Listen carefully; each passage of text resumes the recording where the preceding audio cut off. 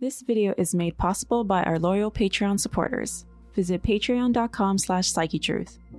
Hello, welcome. Today I'm going to be doing a upper back massage for the lovely Holly. Let's go ahead and get started. If you don't have time to watch this video right now, go ahead and save to your watch later and just watch whenever you get a chance. So when I am starting a massage for the upper back, I do like to think about what's going on in the whole back. And a really nice way to begin this type of massage is with a stretch for the whole spine. And sometimes when the hips are tilted and there's an exaggerated curve in the low back, it can really affect the upper back. So I'm just kind of shifting those hips a little bit and helping Holly to feel more connected to what's going on in her whole spine and back.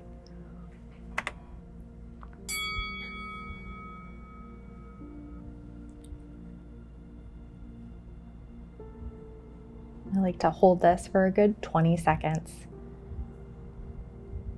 You do need to be careful that you're not pressing into those bony structures in the sacrum in a way that's going to feel weird or bad. Just landing on that glute medius and just stretching the spine diagonally a little bit. And I am putting some pressure around the muscles along the scapula, but it's all very, very gentle at this point.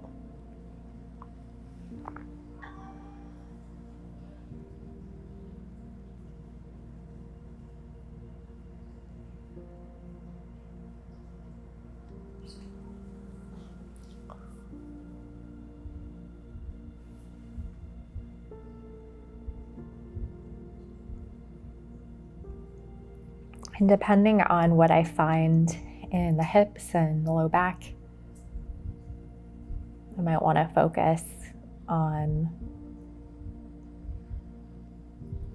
different areas of the back as I go along that will help the upper back. Grab my oil.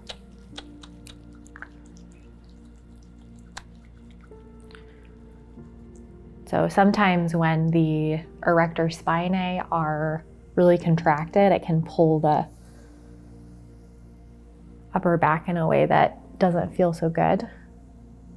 I'm gonna do some slow effleurage strokes and really focusing on these muscles that support the spine. And also focusing on the hips a little bit too.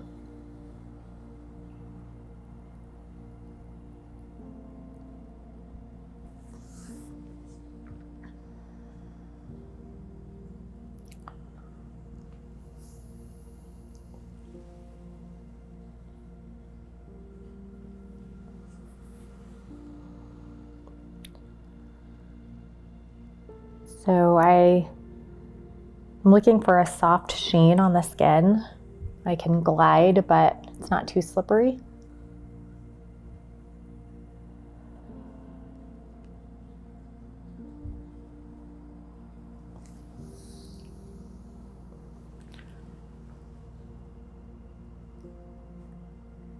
And as I start to kind of notice more things, just slowing down a little bit more and just tracing around these scapulas, getting a sense for how stiff the upper back muscles are. This upper trap is usually the main muscle that I want to focus on.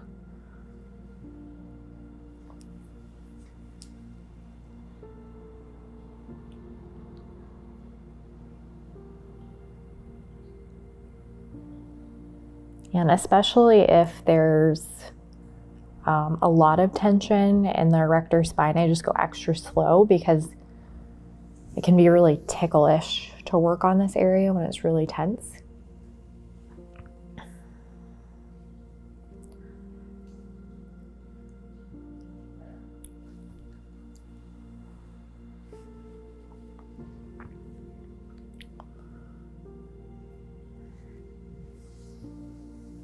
And instead of grabbing more oil, I'm just gonna go ahead and pick up the oil that I need with my forearms. For time's sake, I'm not gonna spend much more time with those effleurage strokes. I'm gonna start to focus on what I can do to help this upper back the most. I'm actually gonna start with the lower trap and work my way up into the mid and upper trap. And still working on these erector spinae a little bit.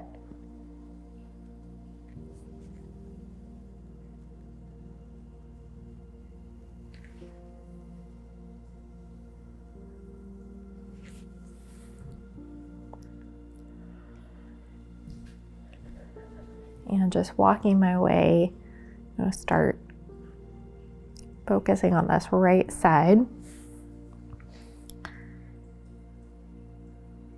And just angling my forearm to match the kite shape of this trap muscle.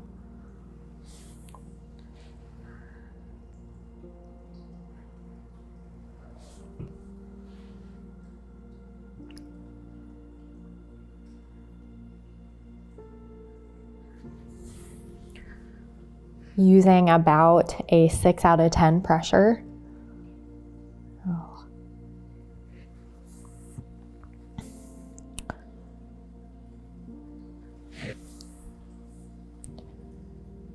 And just working my way into that mid and upper trap.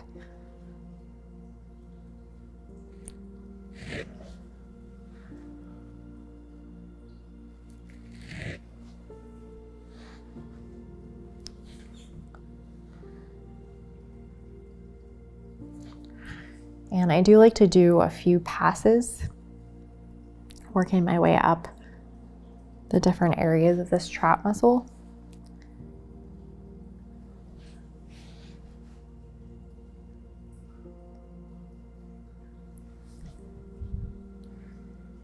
And I'm using a good portion of my forearm, so using that broader surface area is gonna feel a lot more tolerable than just using my elbow. But as I start to pick up on higher areas of tension in this upper trap especially, I'm gonna start to use my elbow a little more, do some trigger point work.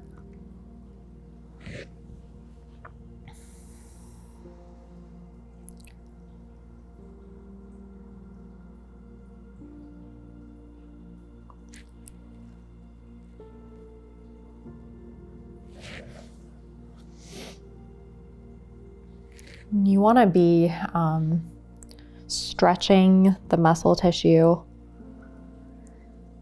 in a healing type of way. You don't want to just be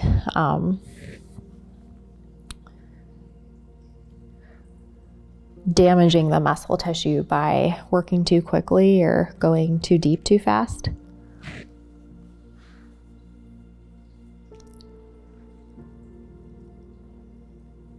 That doesn't mean that by stretching the muscle tissue, it's not going to be uncomfortable. It definitely will be. But should still be tolerable and actually kind of feel good in a weird kind of way.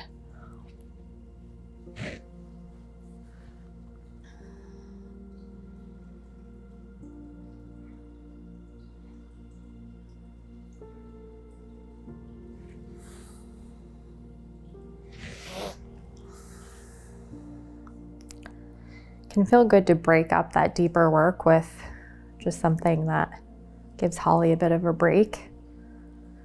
You can work this muscle tissue from a different angle, different way.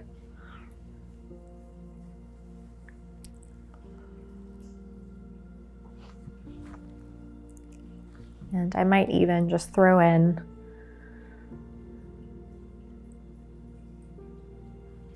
stroke down this erector spinae and just kind of reinforcing the connection between all these different muscles.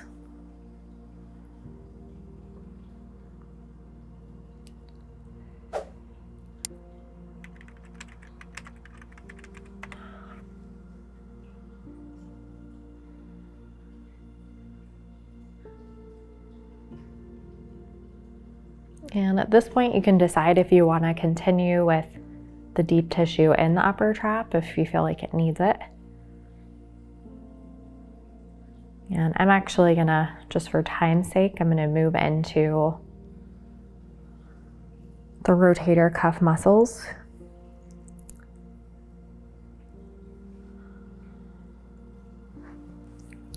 And I'm gonna move Holly's arm.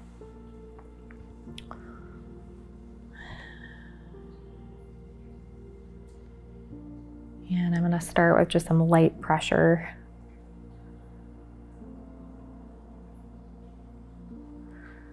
This infraspinatus is a very thick, stubborn muscle. And so I'm just trying to get a sense of how tight it is, how responsive it is. You can create a little more slack in that muscle just by dragging your left hand down a little bit.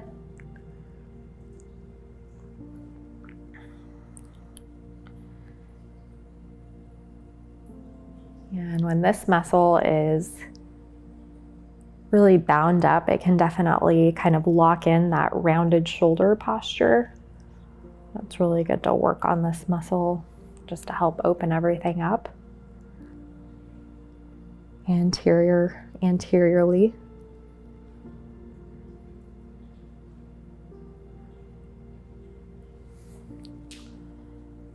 Definitely really selective about the areas that I actually use my thumb. And this is one area that I feel like is totally worth it.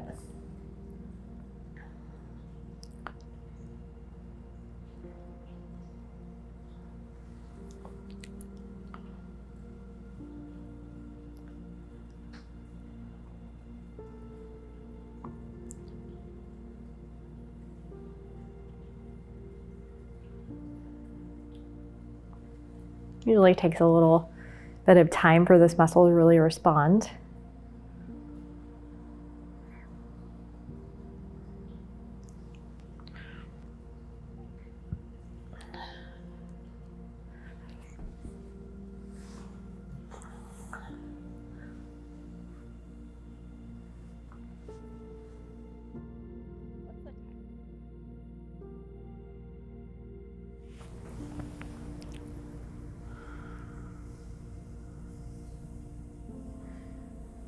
And I'm gonna go ahead and finish this deep tissue portion with some work in the levator scapula.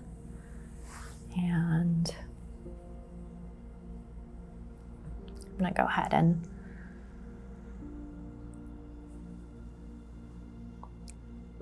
warm this area up a little bit more before I go in with my elbow.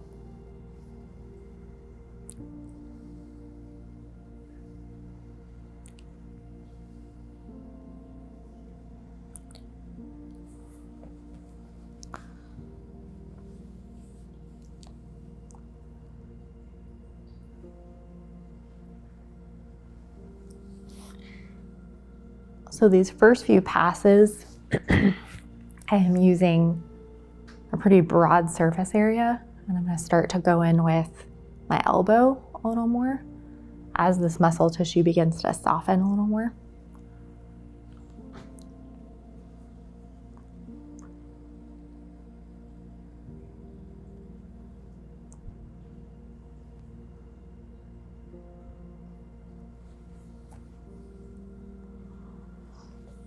And I might do 2 or 3 holds with my elbow.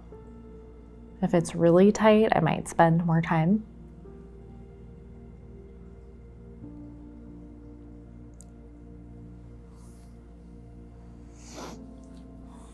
And it's good just in between those more aggressive holds if you give your client a little break, just a few minutes.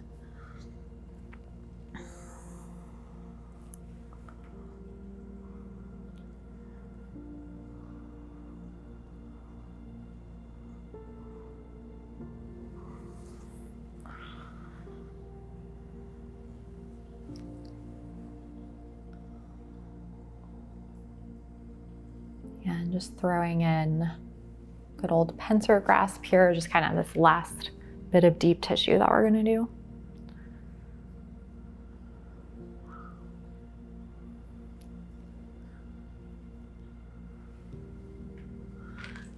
And I'm going to start the cool down. There's something about this work along the spine and the upper back and neck that feels really good after that kind of work.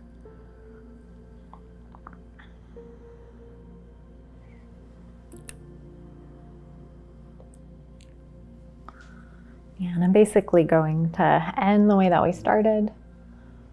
Some effleurage strokes down the back.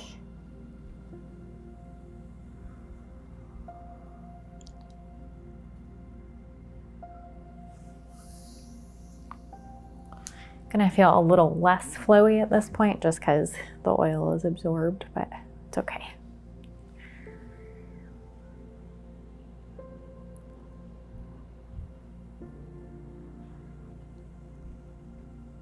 And just throwing in one last little move for the area, this thick connective tissue around the hips.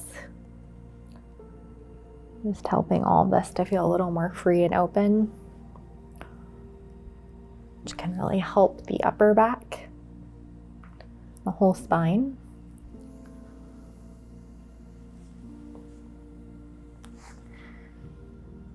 And that is all for today.